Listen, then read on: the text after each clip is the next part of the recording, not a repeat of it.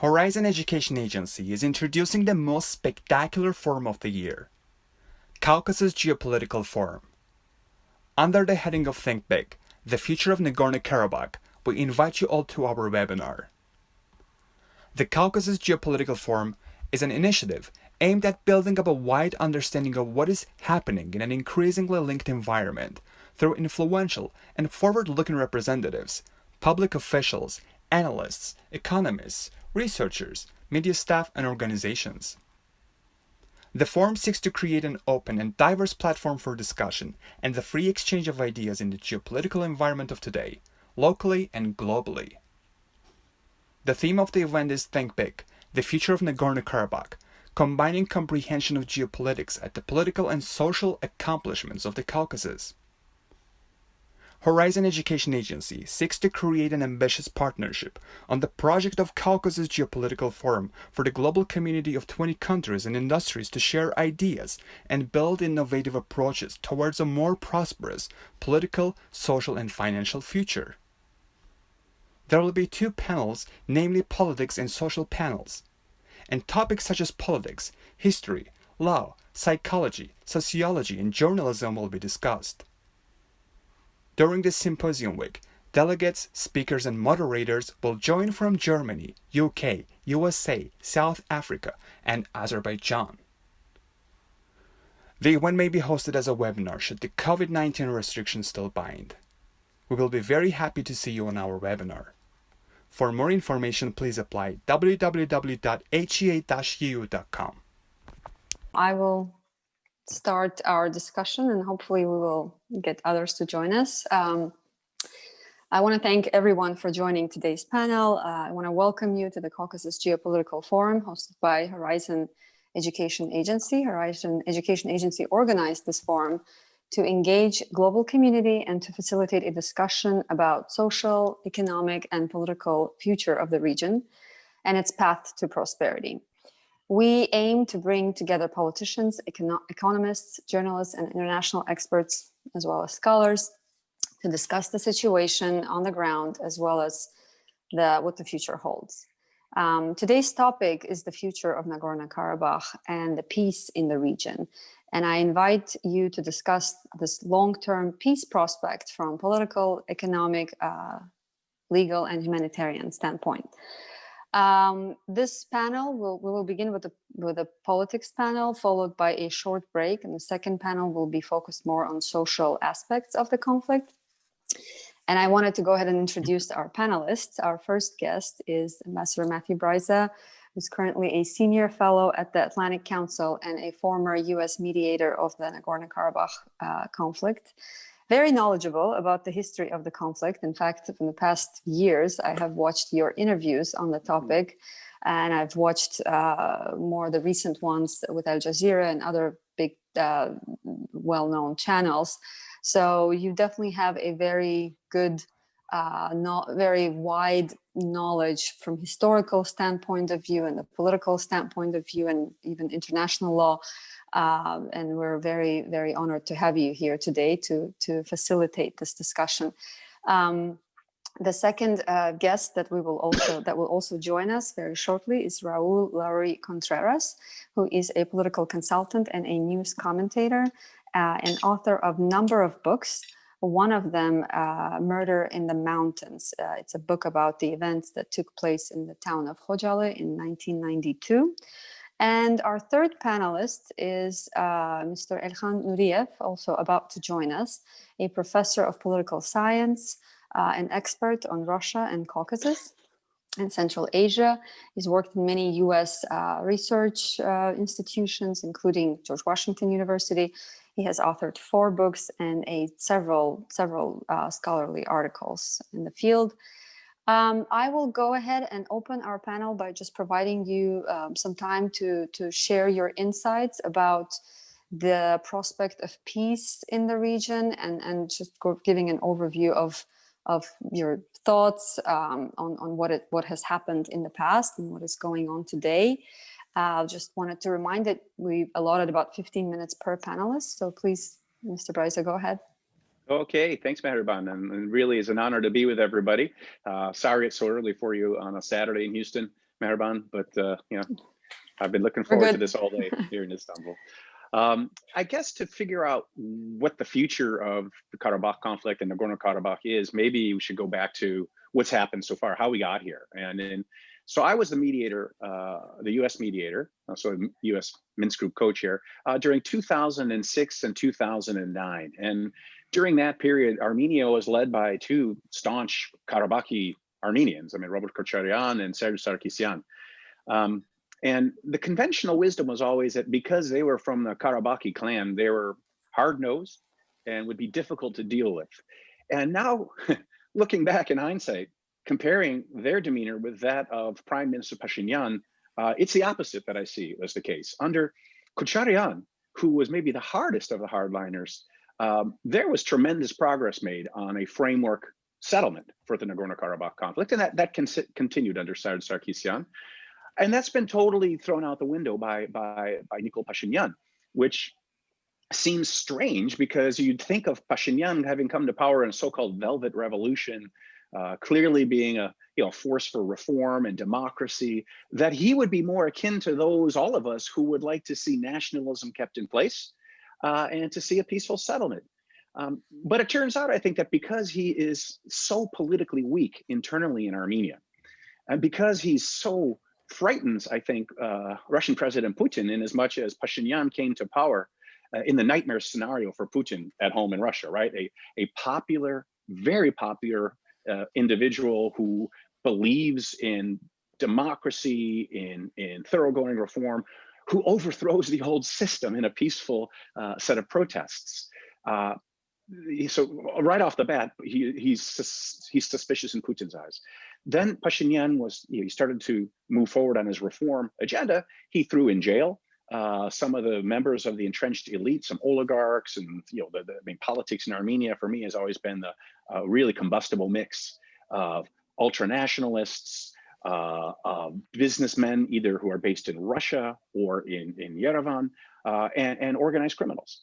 And so I think Pashinyan proved he wasn't strong enough to move forward with a peace agenda.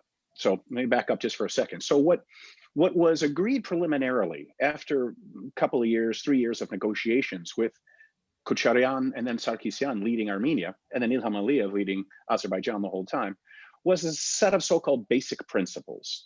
And they agreed in principle, both Aliyev and Sarkisyan, in January of 2009. They were on their way to Davos World Economic Forum, and they and their foreign ministers and we co-chairs met at an airport hotel at Zurich Airport. And they both said, you know what? We think we can agree in principle. We still have to finalize some important details, but unofficially, this framework makes sense to us, and let's now finalize it. It never got finalized. In the question and answer period, we can go into that if you want. But the idea of the basic principles is a classic land for peace formula. So the 7 Azerbaijani districts surrounding Nagorno-Karabakh are returned to Azerbaijan's control. The Azerbaijanis who were displaced from their homes get to return to their homes. Then the Armenian residents of Nagorno-Karabakh get peace. They get a corridor linking them to Armenia, the so-called Lachin corridor. They get peacekeepers to make sure the corridor remains open, and then they don't get, the military clashes don't threaten them.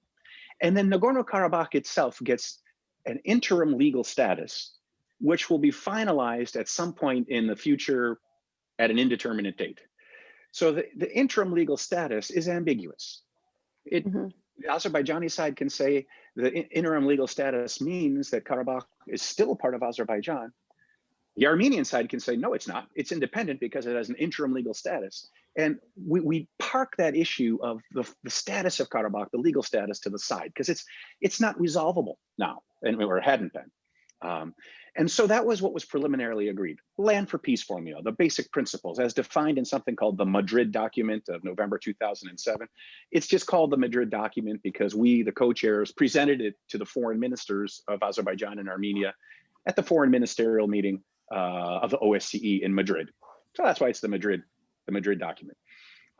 So when Prime Minister Pashinyan first came to power, he had a meeting with President Aliyev, and he said, I mean, afterward, they both got along well. They were talking about finalizing the basic principles and strengthening the ceasefire regime. And they actually said, we should begin to prepare our citizens, our populations for peace.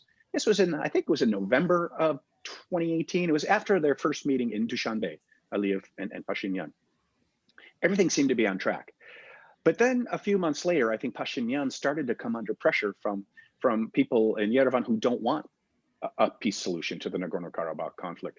The Dashnak Shetun, so the extreme nationalists of Armenian politics who have a very vociferous branch in the United States called the Armenian National Committee of America. They blocked my nomination as ambassador to Azerbaijan for a while. They're happy if the Nagorno Karabakh conflict continues because they want to regain what they call lands of Greater Armenia, which happen to be in Turkey today and other places and in Georgia.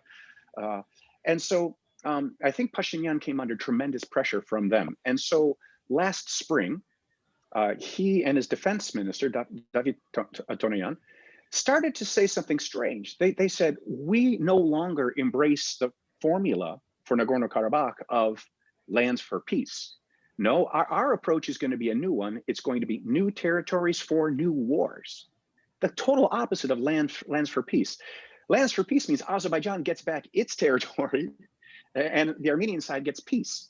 Their approach now is, we don't want peace. We're going to have more wars to not only hang on to your territories, Azerbaijan, but to take territory from elsewhere. Not a lot of people noticed that when Pashinyan and his defense minister first said it. I missed it when the defense minister first said it. He was meeting with a group of Armenian Americans in New York City, so it didn't get a lot of press play. And then subsequently, though, you could see Prime Minister Pashinyan taking a series of provocative steps, culminating in a few that were basically constituted destroying the entire negotiating process. So he said, I reject the basic principles. We need to start over, start afresh. After all these years of, give and take of negotiations, and you don't get a concession from the other side unless you pay for it with your own concession. He is now saying, no, let's start over. I'm a man of peace. But when we begin, we must first have at the table the representatives of Nagorno-Karabakh. So let's start fresh and give me from the beginning as a pretext to even begin negotiations, my maximalist goal I'm supposed to achieve at the end of the negotiating process, which is the independence of Nagorno-Karabakh. But I want it now. Yeah, I want it now.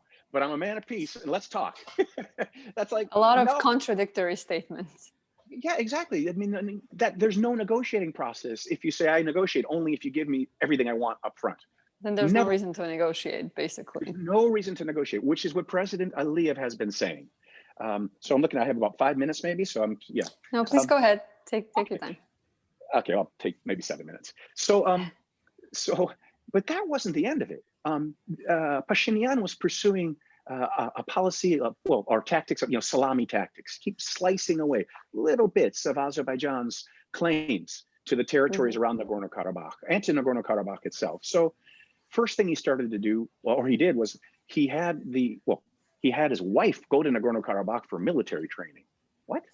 And his son did his military training also in Nagorno Karabakh, which if it's independent, then why are you doing military training there? Nonetheless, very provocative. We also said, Pashinyan also said, Nagorno Karabakh is Armenia, period. Is Armenia. That was. Is Armenia, Tochka. Yeah. So he's got his family members now going there, pretending like they're soldiers. Then the new so-called president or de facto president of Nagorno Karabakh took his oath of office in Shusha, the most sensitive place, right, for Azerbaijanis, probably on the map anywhere. Takes the oath of office. So it's basically a provocation after provocation. After provocation. Which almost seems to be a calculated strategy. It does. If your approach to disrupt the process. Yeah, new territories for new wars. Exactly. And then you had these events in July, the clashes in July that were very strange. They took place far from the conflict zone. They took place in Tovuz, a place where Azerbaijan would never want a conflict because of all the infrastructure that goes through their oil and gas pipelines, fiber optic cable, highway, railroad. I wrote a piece for the Atlantic Council at the time. It looked to me like this was a provocation. to try to pull Azerbaijan to attack Armenian territory. Why? Because if Azerbaijan were to attack Armenian territory, that would trigger the treaty. Yeah, Collective Security Treaty Organization, and then would give Russia and the other CSTO member states an obligation to fight on Armenia's side. That didn't work. In the meantime, you could see the tension was increasing. Russia called snap military exercises, right? So Turkey then followed suit. Clearly, Russia and Turkey were filling a diplomatic vacuum with the US not being active at all, France absent as well. And then the sides were continually then building up the forces they had on both sides of the line of contact, and somehow the fuse was lit and we got this war. So my last points, I think there are huge misunderstandings, misconceptions in Washington, at least, about this war. Even friends of mine I worked with in the government and the national security side of the US government, very smart and experienced people, they believe Turkey is somehow pushing Azerbaijan into this war, and that Turkey's pushing Azerbaijan to keep fighting. In my mind, and based on my experience, there is no way that's true. What is true is that, as Gerard Liberadian, the very thoughtful former Armenian official, advisor to former Armenian President Ter-Petrosyan, has said, the great diplomatic victory of Azerbaijan in this conflict was to convince Turkey to offer its unconditional and full support to Azerbaijan for the first time, whether it be political, military, technical, or military. It was Azerbaijan that convinced Turkey, not Turkey that pushed or is pushing Azerbaijan. So that's one bit of conventional wisdom that's utterly wrong. The second and more important one, I think, is that Azerbaijan somehow, people believe, is bent on vanquishing the Armenians in Karabakh, conducting ethnic cleansing, even as Pashinyan has said, conducting genocide. What Azerbaijan's president has consistently said, these are my last points, consistently said, is Azerbaijan's goal is to recover its 7 territories, then go back to negotiations to do what? To finalize the basic principles. And he just said 2 days ago, the final legal status of Nagorno Karabakh is going to be indeterminate for a while, and we have to finalize and implement the basic principles. He has not changed the aims of Azerbaijan. He understands that war is the continuation of politics by other means, as the great Prussian military theorist von Clausewitz taught us all in the 19th century. You don't go to war to kill people, just to kill people and destroy things. You go because you have a political objective. And for Azerbaijan, the political objective is win back enough territory. And I think if they recapture Shusha, that'll be enough territory to have a position on the field that you can hold, recover the lands, get the Azerbaijani people back to their homes, but have them in Karabakh itself live alongside Armenians, not ethnically cleanse the Armenians, have them be in their houses. And so that's going to require Azerbaijan to provide a huge amount of economic support and security. And Azerbaijan can only do that together with the international community. So now is a good time, soon, for Azerbaijan to end the military phase of the war. If it recaptures Shusha, it'll have an impregnable position. It'll be able to have huge leverage because of control of the road linking Armenia to Nagorno-Karabakh. Pashinyan will have missed his opportunity to cut a much better deal at the negotiating table because he rejected the negotiations. But Aliyev is still saying what we want is to finalize the basic principles. So I think we're actually much closer, believe it or not, to a framework agreement to settle the conflict today than ever in the past. I'll stop there.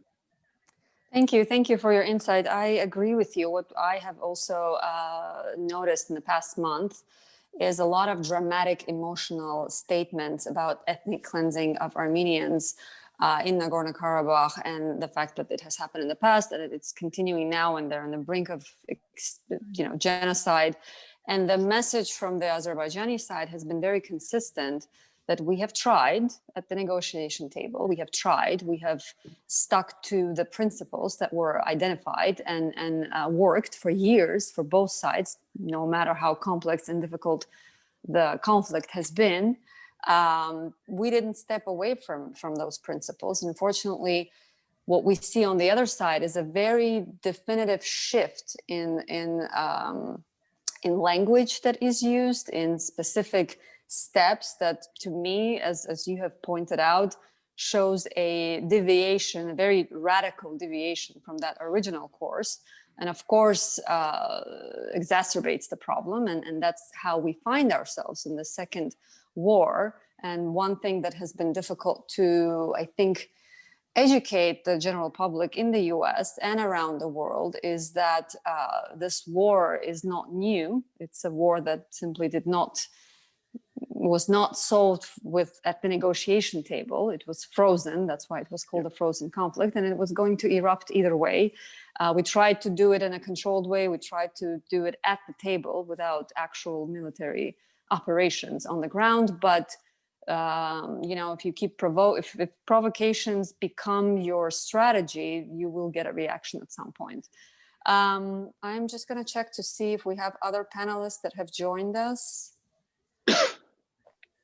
Yes, we do. Okay, so I will pass on the mic to our next panelist. This is Mr. Raul Laurie Contreras. As I have mentioned, he is a political consultant and a news commentator, and also author of a number of books, one of them being Murder in the Mountains, which is about the events that took place in Azerbaijani town of Khojaly in 1992. Mr. Contreras, please go ahead. You have about 15 minutes to offer your insight about the topic. And just to remind you, the topic today is Nagorno Karabakh and the prospect of long-term peace in the region. Thank you very much. Can you hear me okay? Yes. Can you see me okay? Okay, good, because I'm not on the screen here, so I didn't know if I was connected or not. I appreciate the opportunity to present a point of view which may be somewhat different, although I agree with Ambassador Briza 1000% of everything that he said. And I have to say that a few years ago, up to say 5 years ago, I knew where Azerbaijan was, I knew where Armenia was, and I knew that there had been problems some 25 years ago. But like most Americans, I had no idea of the depth of the problem and of the importance of the problem. And until I, through mutual friends, met some Azerbaijanis, and one thing led to another, wound up in the book, Murder in the Mountains, in which I examined the massacre at Khojaly on February 26, 1992. And got into the frozen conflict thing, which is what really got me interested to begin with. As you say, I've written a number of books. My latest one just came out before the election here, A Hispanic View of President Donald J. Trump. And it happened some years ago when I ran across an article in the New York Times about the frozen conflict. And I actually thought that it was referring to the Korean War, in which the United States fought the North Koreans and the People's Republic of Mr. Contreras, I China. Apologize for interrupting you. I think your camera is off. I don't know if you're able to maybe turn it on so that we can see you. You know, I hate to tell you this, but I don't even know how to turn the Okay. camera on. Okay, Yeah, no problem. so- you can go ahead then, please. Okay, I'm sorry. That's okay. Yeah, it says I'm recording live on Facebook, but I don't see any button that says to turn on the camera. I'm sorry. It's No at problem. the Go lower ahead. the lower left-hand corner of your screen, there might be. It says start video. Oh, yes, I do. I see it. I see it there. And There I we just go. clicked it on there. Am I there? Yeah, Okay, here we go. good. Yes, you are Good. here. You are with us. Well, I hope I look halfway decent. You know, it's 4 o'clock in the morning here in California. It's 6 a.m. in Houston. I fully understand. Yeah, okay. So anyway, I saw the words frozen conflict, and to me, as a former United States Marine, that meant the Korean War, because we had a great battle there called the Frozen Chosin at the Chosin Reservoir, in which 17,000 Marines were trapped by 100,000 Chinese. And it was a fantastic battle from the Marine and American standpoint. Anyway, those words, frozen conflict, that the New York Times used to describe this situation caught my attention. So thinking that it was an article about the Korean War, I looked it up, and that's how I first got interested in the problem. Okay. So, and then I heard the the word genocide being tossed around, first by the Armenians, and of course, as a journalist, I'm very used to that term in a number of contexts, including this particular one, the Armenian-Azerbaijan conflict. And so I studied it more and studied it more, eventually wound up writing that book. And in fact, one of the women that I interviewed, one of the key women that I interviewed that was taken prisoner by the Armenians and that night in Khojaly, was named Mariban. That's how I first ran across the name Mariban. Anyway, after interviewing people that were actually there, that were actually captured, that were young, vibrant people with good observation skills and good memories, because obviously it was great trauma, my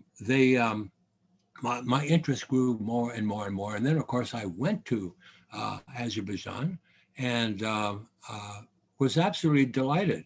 And that, during one of those trips is when I ran across Ambassador Breeze's name. And then I read Black Garden by Thomas DeWall and some other books and got really into it. And while I was in Azerbaijan on my several trips, I did all the research I possibly could. I had many visits to the ADA, the Diplomatic Academy, and in their library. I did as much research in their library as I've done in libraries here. Okay, the problem, as the ambassador has described so well, is almost insurmountable. But in contrast to 1992, 93, 94, when Azerbaijan didn't have a real army, they had a group of militias scattered around through the line of contact and in the Nagorno Karabakh area. And they didn't have good military leadership. And of course, the political leadership was in constant flux until President Aliyev came in and took control. And then things started to change. Since then, and then that's when the ceasefire was signed in 1994. Since then, the Azerbaijan army and infrastructure that supports the army has improved greatly. As a former Marine, I spent 8 years wearing the uniform, and I know a good military infrastructure and civilian infrastructure that supports a good military. And this is what I've seen in my visits to Azerbaijan. The military there seems to be, to me, of course, I was not a general or anything like that, just a plain old Marine, but the military seems to be quite competent. And in 2016, when I was right in the middle of publishing Murder in the Mountains, the problem flared up, and if I recall, it was April 2016. That's right. And the Azerbaijan army did quite well, even though it was only a few days. They advanced. They took some territory back, and in contrast to Yerevan's complete description of the Azerbaijan army being wiped out in the field, well, I went there, and it didn't look to me like they were wiped out.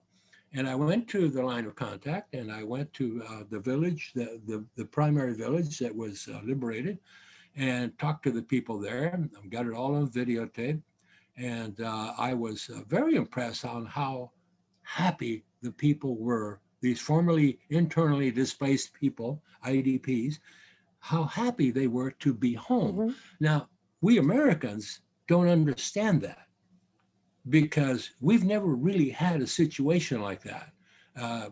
We might say the post-Civil War era was, but it wasn't the Northerners that were kicked out that fought to come back.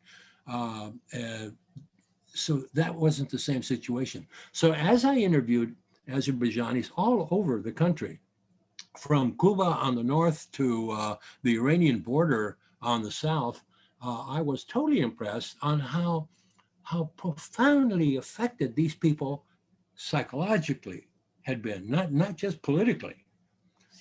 Because when I stood on the Iranian border, I looked south and I looked at 25 million Azeris in Iran. So this wasn't so much political as it was, I think, psychological. I know how I would feel if I had been run out of my home. One of the striking interviews that I did, which I mentioned the other day on my podcast, was the story of a young lady who was a young girl in the early 90s. And she told me how she and the other children went to bed at night wearing their shoes, so that when the Armenian bombardment started at night, they could run to the bomb shelters, the protective shelters that they had in basements of buildings.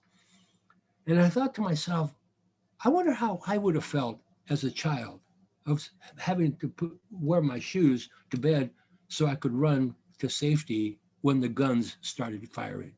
And this is a young lady now that is about your age, I think. And she, she remembers those nights like they were yesterday.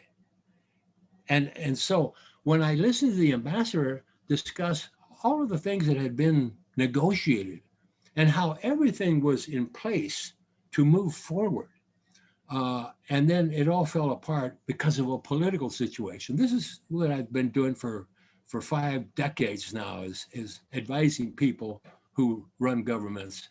And when black turns to white in front of you, you have to wonder, what did I do wrong? What did we do wrong? What did we, the consultants?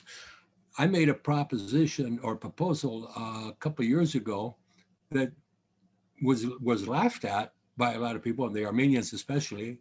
They've listed me in their Armenian Hall of Shame because of the way I write. Got your badge of honor there. Yeah, I look at it as a badge of honor.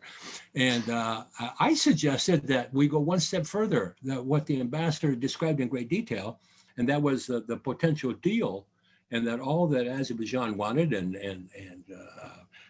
some kind of a situation that would be solved sometime in the future for Nagorno Karabakh. And I suggested at that time that the United States, instead of messing around, should just offer a bounty of X amount of dollars to for this deal to work for Armenians to move to Armenia. And then the United States would pay them some cash. In other words, we'll pay you to leave Nagorno Karabakh. And because you haven't done economically much for Nagorno Karabakh, it has never reached the economy that existed before the conflict. So you want to go to Armenia? They need you. And especially if you have some cash in your pocket, you can bring in some capital and you can start businesses and what have you. And everybody laughed at that. But I still toss it out there. You want to solve this problem? Peace for territory, territory for peace. And in the meantime, the United States will come in with a couple of bucks to help out the situation. I think you touch on a very important point. Ambassador Bryza talked about the shift in political rhetoric on the Armenian side. You talked about what happens on the political agenda, and then what you raised is a very important question of how does that translate into a humanitarian crisis when you have a generation of children that the normal for them is to go to bed with their shoes on because they might need to escape quickly, or they might never wake up after a bombing. So I think that's probably front and center when we discuss long-term peace, and those are the wounds that will have to be healed somehow. And that is a more complex issue than even, finding a middle ground on the political agenda and coming to some kind of a solution. These lives, we talk about 800,000 people who have been ethnically cleansed, a very specific term, but what does that mean? It means a person who has lost their home. This means people that hold on to the keys of their house for years, hoping that they will return. And I think that's one of those things that you will only fully understand, unfortunately, only if you live through it, because we in Azerbaijan grew up side by side with the internally displaced people, with the refugees. So we've seen their pain, but I don't think we can say that we know their pain, because it's very deep, it's very profound, and it will take a lot of years of healing. And that's the front and center thing that kind of comes to mind when I think about long-term peace in the region. May I say one more thing? Absolutely. One of the things I've noticed in this particular era that we're going through right now, the current situation in which shooting is going on right this minute, is that, and having researched this way back to the 90s, I found that for the first time, the American media has recognized that this entire conflict is on Azerbaijani sovereign territory. Thank you. That, I fully yes, agree with you. I mean, we're still, it's still kind of work in progress, but finally that is more pronounced. I think it wasn't there. That key piece of information was omitted in the past. That's right. And in fact, I noticed this on the very first article that the New York Times did, a lengthy article. By the way, I used to write for the New York Times as well, 20 years ago, almost. And so I'm a former New York Times man. And so when I read the New York Times every day and will for the rest of my life. But I noticed even in the New York Times, that image of sovereign national territory, that combat was going on there and exclusively there. The Armenians claim there was some shelling in Armenia up by as the ambassador mentioned in the Tovuz incident in July, and that was probably true, but they were responding. But and I noticed in articles everywhere that recognition, which seems to me from the American standpoint, is very important. Americans know what it's like to fight on American national sovereign territory.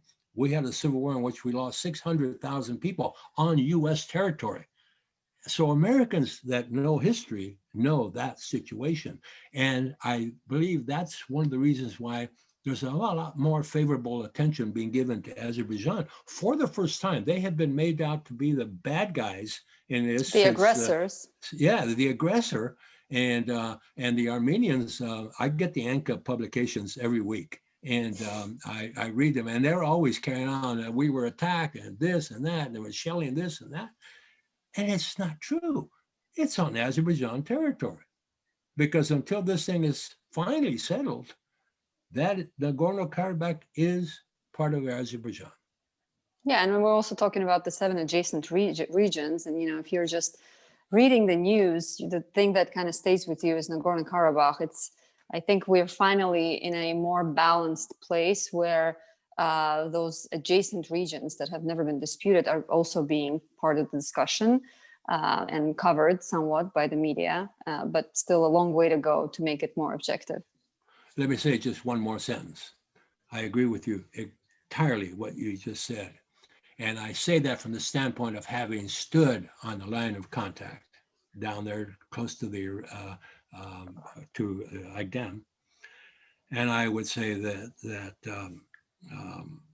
in the 8 years I spent as a United States Marine in the Vietnam era, I have only heard shots fired in anger once in my life.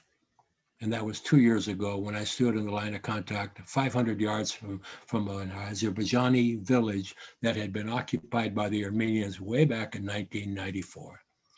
And there I was standing there with artillery shells going over my head and into Azerbaijan, the Azerbaijan I was standing in. And I thought to myself, wow, this is real. And I mean, it's one thing to read about it 7,000 miles away. There's a kerfuffle going on in 7,000 miles away. But it's another thing to stand there with artillery shells going over your head, and onto territory where you are standing. And so where we're going with this, I don't know. All I know is that for the first time, Americans are really being exposed to what is really going on there. And maybe, especially now with a new administration, maybe we'll be able to do something about it from our standpoint. Thank you. Thank you for your insight. I agree that the media coverage in the recent weeks has been more objective than in the past, although there's a long way to go. But you highlighted very important points around the fact that what's happening right now is fully, on the territory of Azerbaijan, recognized by all countries.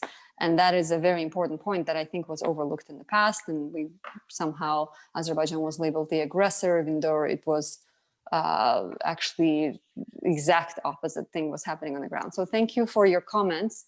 And I will, once we get to the Q&A session, I've prepared some questions for you. So I will get back to you. I'm turning over the mic to our third panelist, Mr. Erhan Nuriev. Welcome to our panel. I just want to confirm, yes, he is with us.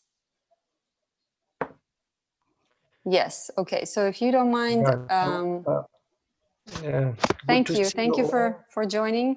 I will just say you have 15 minutes or less to offer your insight and general comments on the topic. And after that, we will kick off the Q&A session. Please go ahead. Well, good to see you all on this an interesting panel, actually. And I absolutely agree with my colleagues. Yes, international law and the United Nations Security Council resolutions clearly state that Nagorno Karabakh is part of Azerbaijan. Any solution to the conflict must therefore take into account territorial integrity, national interests, and the respective history and traditions. And I strongly believe that UN Security Council were neither deaf nor blind when they released 4 resolutions in regards to Nagorno Karabakh conflict. And these resolutions are binding, by the way, and contain clear demands, the implementation of which can also be enforced by counter-offensive operation.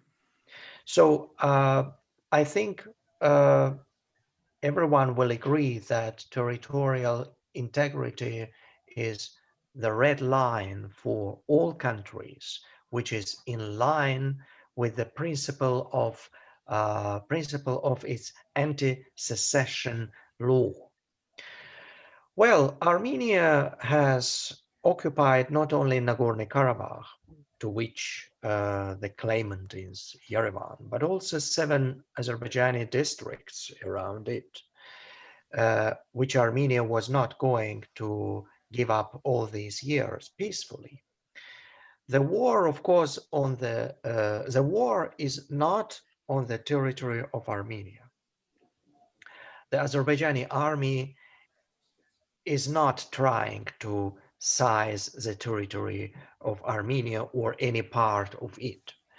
The war that began with the occupation of the territories of Azerbaijan more than 30 years ago, and as a result of which up to 20% of the territory of Azerbaijan was occupied, is actually the liberating one to get the lands back to Azerbaijan.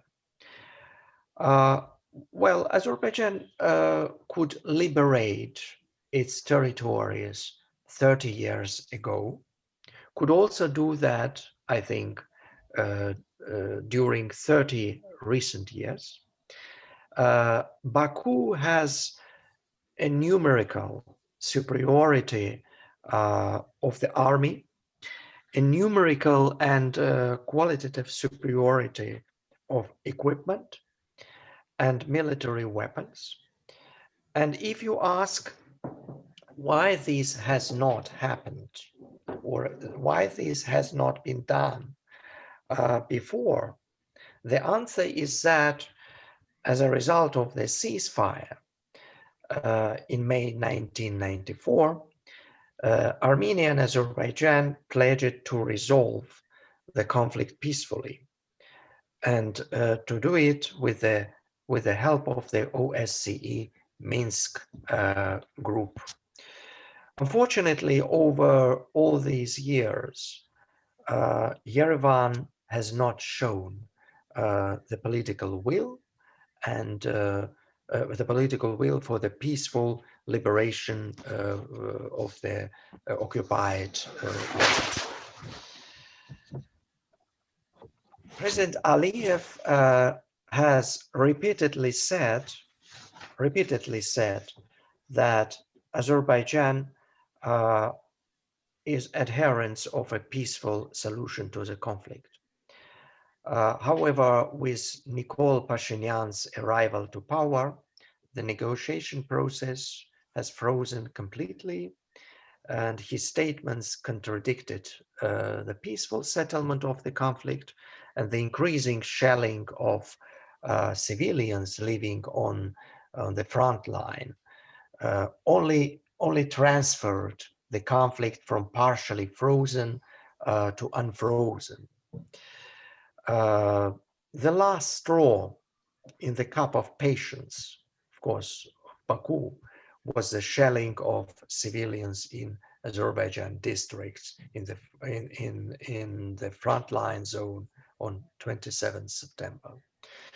So Azerbaijan's military counter-offensive that started in late September is only targeting the Armenian armed forces stationed by Yerevan in Azerbaijan's internationally recognized and undisputed territories that have been under the Armenian occupation for 3 decades.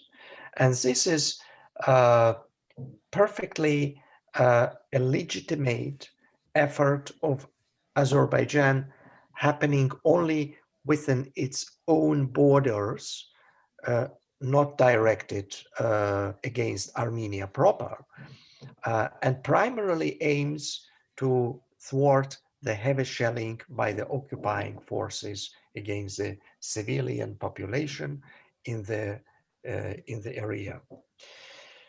Yes, Azerbaijan continues its counter-offensive measures as a part of the peace enforcement operation. Step by step, there is no alternative, from my point of view, there is no alternative to an immediate, unconditional and full end to Armenia's occupation and terrorism on Azerbaijan's territories. I'm confident that Azerbaijan will liberate the occupied territories, but there are serious challenges Azerbaijan facing now, because Armenia is attacking the cities which are not in a conflict zone. And Armenian leadership is trying to motivate Azerbaijan to attack Armenia, so then Russia could help them in accordance with a military pact signed with Yerevan. You know, interesting paradox. The nation which cries so much about being exterminated so far controls 20% of the neighbor's land and has kicked out 1 million residents, refugees, and internally displaced persons from their homes. There are other serious challenges. Armenian forces attempted to hit pipeline, oil pipeline and gas pipeline in Yevlakh region, for example, or other pipelines also. So security and safety risks that Armenian political leadership creates in the region, I think should no longer be neglected. The military escalation of the Nagorno Karabakh conflict unfortunately leads to rising geopolitical risks and poses growing threat to the international businesses in the region. So, of course, it takes years to reconcile, to reach a reconciliation between two nations, even after the liberation of occupied lands. It's a long process, but I think Armenians and Azerbaijanis are capable of living together in Nagorno Karabakh, and they will live side by side like they did in the past. Let me stop here and just maybe just we can open the floor for questions and answers. Thank you. Thank you, Professor Nureyev. That was a very good overview of the situation on the ground, and also the perspective of international law, which is quite important in discussion. I wanted to start, I want to open the floor for Q&A, and I have prepared, obviously, some questions to ask. One theme that I feel like was present in all of these presentations was what you referred to as the red line, and that is the concept of territorial integrity. What I have observed in this situation is, for the prospect of long-lasting peace in the region, that prospect is not really viable unless there is respect for borders. And if you look at Caucasus, which is a, not a very large area, you have Armenia, that currently has territorial claims to three of its neighbors. So you have you have Anatolia in Turkey, you have Nagorno Karabakh and Nakhchivan in Azerbaijan, and Samtskhe-Javakheti region in Georgia. Please offer your comments on how do you deal with that challenge of having one of the countries these type of ambitions, these type of territorial claims. Can you really have a long sustaining peace in the region with that kind of a outlook? I wanted to ask this from all of the panelists, so Surprise, please go ahead. Sure. Yeah, I do think peace is possible, because those are not the official policies of the Armenian government. I mean, those claims, right? Those are the extreme nationalists in the Armenian political system and the Armenian diaspora who have those claims. But officially, Armenia has the claims, of course, on Nagorno Karabakh, it doesn't have a territorial claim. It doesn't recognize the independence of Nagorno Karabakh. But that attitude is powerful throughout Armenian politics, whether in Armenia proper or the diaspora. And so it's not going to be possible to extinguish it, because it's really, those ambitions are kept alive in the highly romantic diaspora community, especially in the United States. I mean, I'm a Polish American, and we really romanticize Poland's past as well, and so do the Armenians of today in the diaspora as they reminisce about the greater Armenia. So those attitudes won't go away, but peace is possible, because really we're at a point where Armenia doesn't have a choice. Once the Azerbaijani military captures Shusha, right, and holds it, and has control of the Lachin corridor, the war is over. I mean, the Armenian forces will be able to continue guerrilla tactics and, hide in some of the gorges, conduct partisan warfare, but the war is effectively over. And no matter how strong those diaspora dreams might be, they're not going to be achievable. So the sheer force of strength here is something I think that Azerbaijan can use to nail down the peace, as I was saying before. That's why I think we're closer to a lasting settlement than ever before, because Armenia has no option now to hang on to the territories. It has no option. The only thing Armenia can negotiate now is whether all 7 of those surrounding territories around Karabakh go back to Azerbaijan immediately, which was our framework when I was the co-chair, or whether 5 go back first. And it got modified a little bit after I left. There was the Kazan formula. Or I think, as President Putin suggested back in April of 2016, after the clashes, do just 2 territories go back. I think now Armenia has no choice. All 7 go back. Mhm. And then there's no Armenian military left, essentially, after this. I mean, Azerbaijan has decimated the Armenian military, reserve forces as well. So there is no military option for Armenia otherwise. In the future, who knows? If Armenia rebuilds itself, if it keeps on getting arms deliveries from Russia, and those attitudes never go away, that's a different story. But I think this romantic idea of going after regaining these lost lands is deeply discredited. And what Armenia is going through now it's got to be the greatest national calamity, certainly since the Bolsheviks took over, and probably since 1915.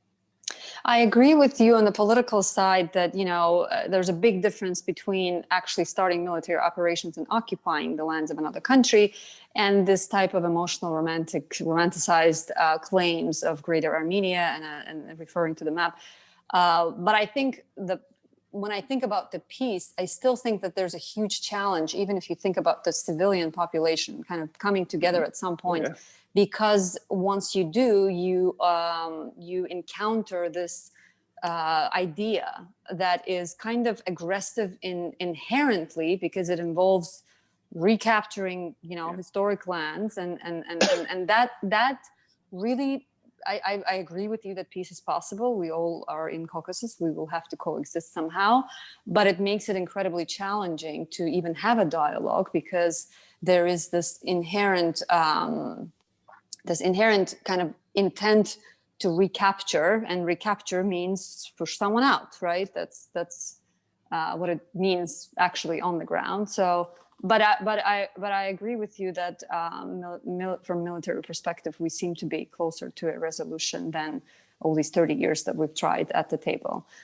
Any of our other panelists would like to comment specifically on the issue of territorial integrity and having Armenia as one of the neighbors that continues to be very vocal about lands of other countries that should at some point go back to Armenia?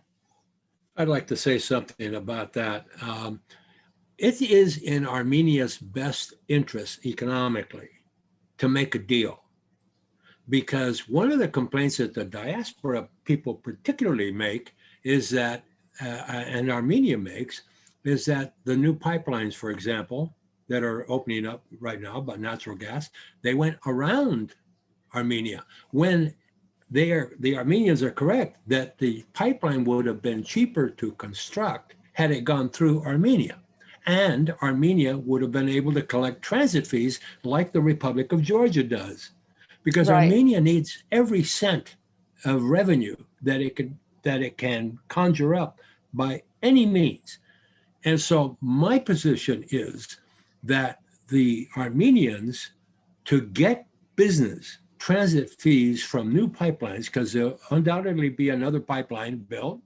And if it's built through Armenia, it can only be built when there is peace, and Armenia will benefit.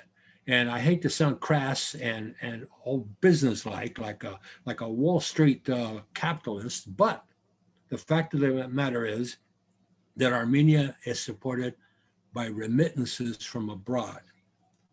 30% of Armenia's GDP is generated by remittances, so that the people who are watching this understand. They have heard about Mexico's dependence on remittances from the United States, which is now hitting about $4 billion a month. That's a lot of money, but it's only 2% of the Mexican economy. Whereas the remittances to Armenia from the United States, Moscow, Paris, Australia, wherever they happen to come from, is 30% of the Armenian budget. They need the money. And like I say, I hate to sound like a banker with a green eye shade over my and counting dollars here and there. But the fact of the matter is, Armenia with peace would be a lot better off than not. Thank you. Thank you for that comment. Professor Nureyev, did you want to add anything to that? Yes, very short comment. Actually, I agree with colleagues. Just want to add something. I call it. It's not just about nationalism. I call it aggressive separatism. I mean, Armenian territorial claims, not only to Azerbaijan, but also to Georgia. There is some evidence is also, I mean, also to, there are territorial claims, hidden territorial claims to Russian Federation. If we look at the Krasnodar Krai, Stavropolsky Krai, well, nobody prefers to talk about that, and we know why, but there are hidden territorial claims, even to Russia. I call it also Armenian syndrome, because it's a history of disease, but it's a separate talk. Maybe we can talk, we can discuss it maybe next time, or I will write a specific article about that. So, but it's in Armenians' strategic interest to develop good neighborhood relations with Azerbaijan, first of all, because Azerbaijan is the largest country, economically strong country in the South Caucasus, a country which has developed, established, and forged strategic partnership with Russia, Iran, Georgia, but unfortunately has bad relations with Armenia. But it's not our fault. It's not Azerbaijan's fault. Mm-hmm. Thank you for your comments. I wanted to ask one more question, just to switch topics from the political arena to the topic of multiculturalism, which is at the core of peaceful coexistence. And I wanted to draw a contrast here. We recently had a protest, well, I would say a peaceful rally here in Houston in the support of Azerbaijan, and specifically it was against the shelling of civilians in Azerbaijan. And one thing that stood out in that rally is just number of flags. You know, you had Israeli flag, you had Ukrainian flags, you had Georgian flags, Azerbaijani flags. And even if I think about, you know, my childhood and growing up in Azerbaijan, multiculturalism was incredibly present in Azeri society. And if I draw a contrast between the two countries in the conflict, Armenia and Azerbaijan, Armenia now is, I would say, predominantly a mono-ethnic country, while Azerbaijan remains to be multicultural. Do you consider this an alarming trend and a challenge in our, you know, in our initiative to create long-lasting peace in the region? If you think about before the war, we know that there were Azerbaijanis that lived in Nagorno Karabakh and even Armenia, Kurds, Meskhetian Turks, but if we think about it from the way the things are kind of now, it's pretty much mono-ethnic, and multiculturalism is really not present on the Armenian side. I wanted to hear your comments on that, and what is the needed shift to make sure that South Caucasus is again multicultural and welcoming of different nationalities, religions, and etc. I was wondering if Professor Nur, if you can offer your comments on that, and other panelists, please feel free to add as well.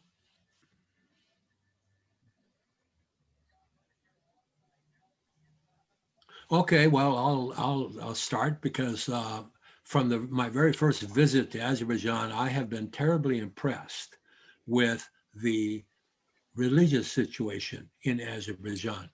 On my first visit, in one day, I visited 2 synagogues in Baku. The next day, one in Kuba. And I thought, in a 95% Muslim country, the very fact that I could find synagogues, but not only find synagogues, but for example, in Baku, there's an Ashkenazi synagogue that has a portion of it for Georgian Jews. And then there's the mountain Jews, the ones that I met in Cuba and in the red city, or the red town, it's called, because a lot of the roads are red, I guess. That's right. But I got such a Well, I remember standing at a synagogue in Cuba and looking up on the hill, there was a mosque. I mean, within sight. It's not like it's over the mountains and it's hidden in a valley or something. They were within sight of each other. And in fact, in Cuba, there's two synagogues. There's a winter synagogue and a summer synagogue. And because one is less expensive to keep up in the wintertime, as I was told. But I was thoroughly impressed by this because I am a big American Constitution fan.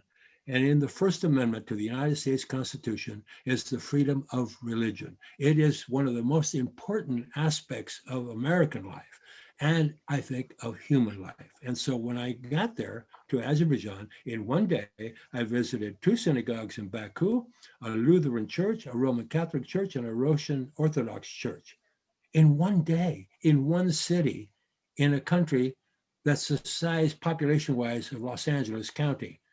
Well, I could barely do that in Los Angeles, So I was really impressed with that. And when I started doing my research and I inquired as to whether, with considering that there had been 300,000-400,000 Azerbaijanis living in Armenia before the troubles in the early 90s, were there any mosques in Armenia? And I was informed, no.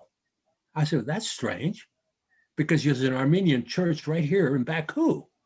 Now, granted, it's not being used right now, but the government, as I understand, has maintained it and keeps it in perfect shape and look forward. I'll get a little political here.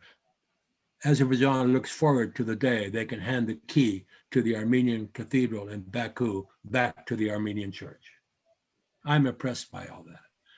Thank you for your comments. Does anyone would like to add? Yeah, I do. I had just been waiting for Professor Nuriev. Yeah, but yeah, I'd like to. So I think in general, we're all fans of multiculturalism and everything that our colleague just said. Of course, I agree with, and have experienced all those beautiful places in Azerbaijan, and even the Lubavitch rabbi. I was talking to him once about anti-Semitism in Azerbaijan. He said, "You know what? This may sound crazy, but I actually think we have a little bit too little anti-Semitism in Azerbaijan because it's hard for me to build a sense of community." And I think it's probably a general rule of sociology and politics that a multicultural country is going to be more tolerant, because you have to be to live together, to exist. I had a friend in Dagestan when I served in our embassy in Moscow. Dagestan is one of the most ethnically complex places I've ever been. I mean, it's it's like the Caucasus, which is already so complex, maybe most complex, sub-republic. I mean, they have 26 official ethnic groups, all of which must be represented in the regional parliament by law. And I asked my friend, why have you guys not gone to war with each other? He said, because we know if we do, we'll never stop, right? So we have to be tolerant. So, and then I think you could make an argument, this is not a scholarly treatise I'm going to expound here, but that mono-ethnic states tend to be less tolerant and lead often to aggression, like the Third Reich in Germany or like Imperial Japan. I think that's true. But your question was about restoration of mono-ethnicity, like in Samtskhe Javakheti, for example, where Mesketian Turks, from which they were deported and could come back. We saw the return of Tatars to Crimea, and many of them now are leaving again because of Russia's invasion and annexation of Crimea. So putting the genie back in the bottle can be really dangerous. I was deeply involved in the negotiations for the Baku-Tbilisi-Ceyhan oil pipeline and the South Caucasus gas pipeline, to the point of traveling with Georgia's security services, looking for the safest route for the pipeline, both militarily, but also socially and ethnically. And they decided avoid Samtskhe Javakheti because of the Russian military base, the Armenian ethnic minority, and then the possible return of Mesketian Turks, which could lead to clashes. The idea is that if a pipeline is blown up, it's no problem. It's easy to repair it. But if there are armed clashes for a long time and you can't repair the pipeline, the damage to the investment is enormous. And for Georgia would have been responsible to pay for all of the lost revenue on oil shipment that couldn't happen because Georgia didn't maintain security in this ethnic hotbed.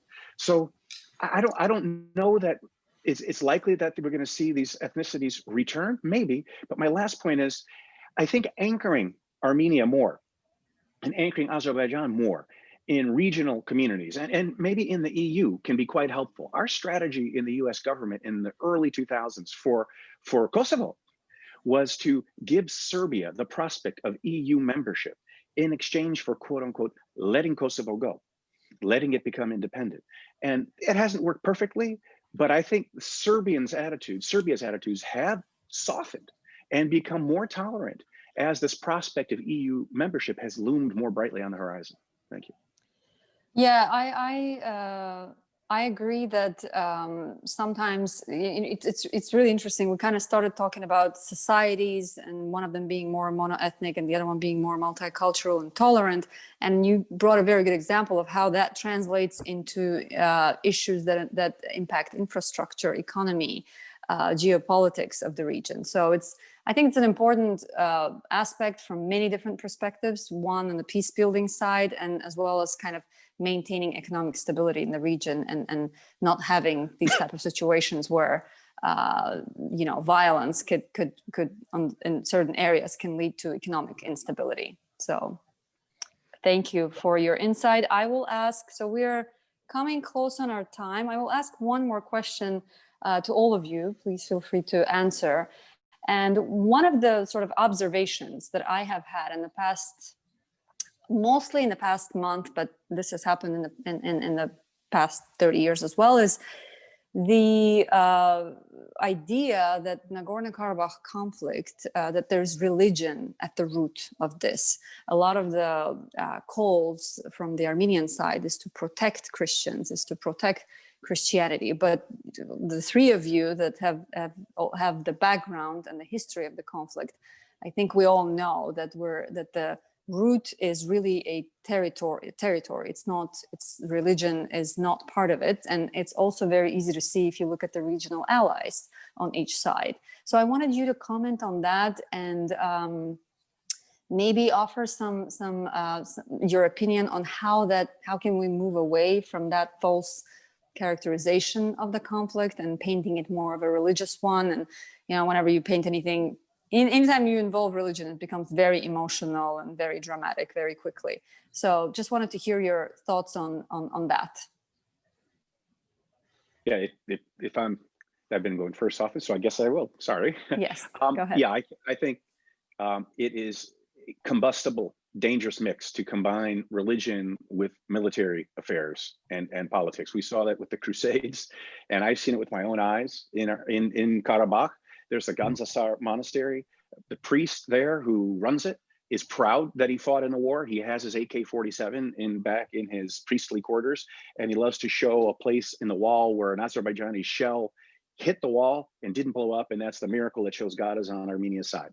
You never hear something like that on the Azerbaijani side, never. This is a purely political, or as you said, territorial conflict. There was no Nagorno-Karabakh conflict before 1988, when a few Armenian nationalists, while it was still the Soviet Union, right, they decided to make themselves famous by whipping up nationalist frenzy and calling for a reversal of a political decision originally taken by Stalin in 1923, right, to place Nagorno-Karabakh in the Azerbaijan Soviet Socialist Republic. That was a political decision by Stalin. It was a political decision by Igor Motodian and others to whip up this nationalist frenzy. And it just so happened the Soviet Union collapsed in the midst of all this. And then people were able to get their hands on weapons, and the tensions that had been building suddenly were full of much more fervor, because now Armenia was an independent state. And now this independence struggle really counted for something to the Armenians. But that was purely a political and legal and territorial issue. Religion has nothing to do with this conflict. And as you know very well, for decades, century, Armenians and Azerbaijanis lived together with no problem. I've met countless Azerbaijanis who miss their home in what is today Armenia. And in Armenia, I knew so many Armenians also who miss Baku. Yeah. Yeah, thank you for your comments. One little remark, this question of the document that Stalin signed. was the topic on Twitter, I would say, for the past 30 days. And I'm so happy. It's kind of tying it back to the multiculturalism and the fact that most of us as Aries still speak Russian. So we found the document and we read it.